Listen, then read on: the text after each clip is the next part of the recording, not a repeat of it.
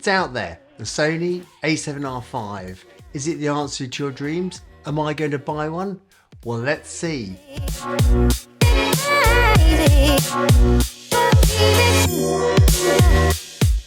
don't know about you, but I want the perfect hybrid without paying for a Sony A1.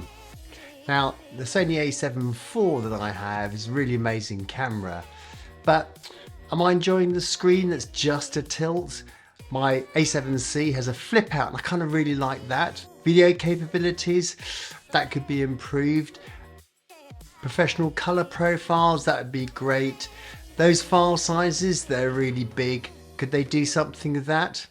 Eye autofocus in 4K, how good is that? Could they improve on that? Well, let's see what they've got. Well, I do feel the A7R5 really does resolve a lot of these issues for me, and really this new camera is a complete rework.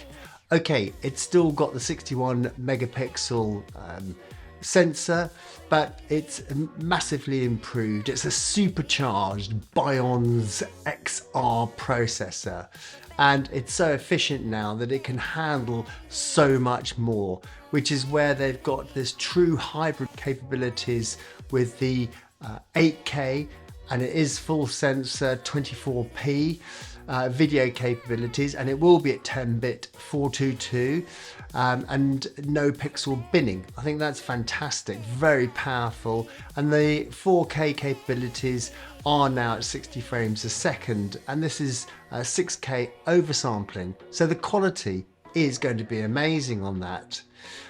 So they have upgraded the pixel shift to 240 megapixel multi-shot with automatic movement detection. So superbly improved, and they've also had to upgrade image edge to cope with it as well. It's up to 10 frames a second, of course, and it's still not going to outperform an A9, for example, but it's going to work more efficiently and less overheating, and still doing this with raw files.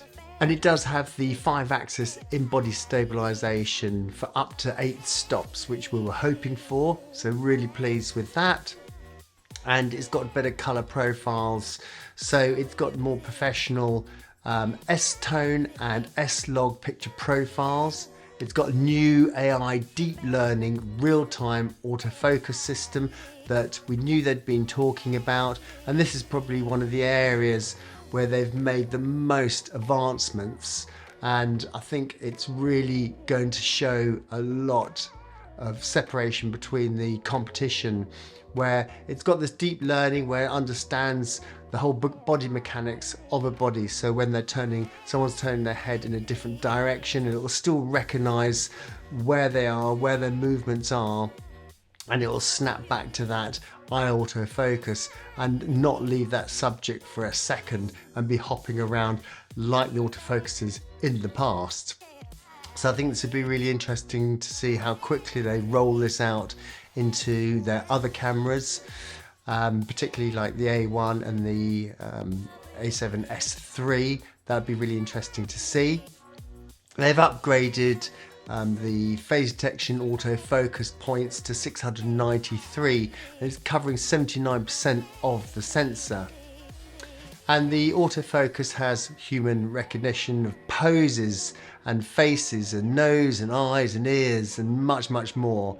And also, as we talked about before, advanced animal and bird recognition and recognizing vehicles, insects, subjects of all different types, trains, for example. So this will be really interesting to play with.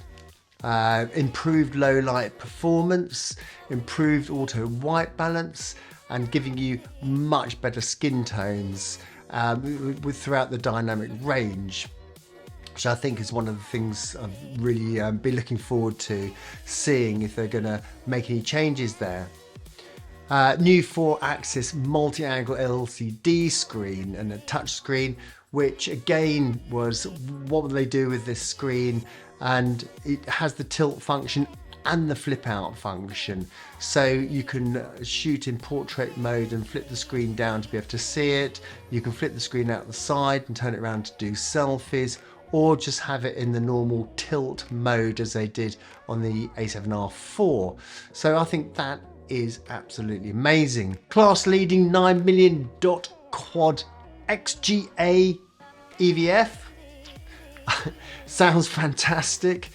Dual SD and CF express card memory slots. So I'm glad they've included that. There was a lot of debate whether they were going to have usage for both cards, so that's great. Very much due to, you know, is it price or is it speed? So that's good they've got that balance. They've looked at the heat dissipation for 8K recording, and it has new lossless RAW compression at 60 megabytes, 24 megabytes and 15 megabytes.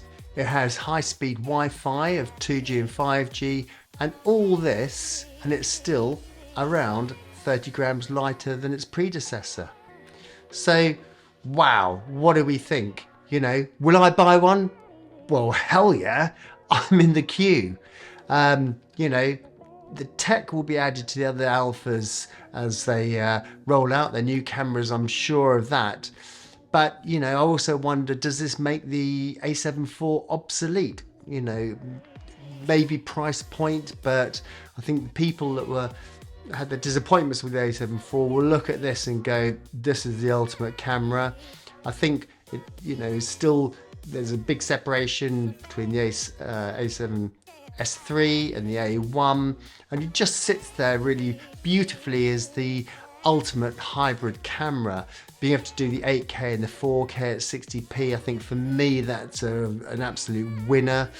And you know, this funky screen, I think that's great. You know, that's a real winner for me. So, you know, let me know in the comments if you're convinced. Will you be ordering one? I'm about to release my next video on a really neat remote controller, so please subscribe to my channel to stay in the loop, and I'll see you in the next one.